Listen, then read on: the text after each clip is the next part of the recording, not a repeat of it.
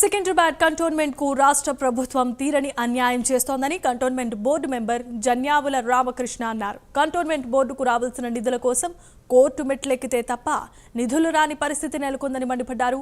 కొంతమంది రోడ్డు మీద ఫ్యాషన్ షోలు చేస్తూ కాలం వెల్లదీస్తున్నారని విమర్శించారు. మా టీపీటీ ఛార్జెస్ రావాలో గత మొండి సర్కార్ అంటే కేసీఆర్ గారి సర్కార్ని చూడటం జరిగాం.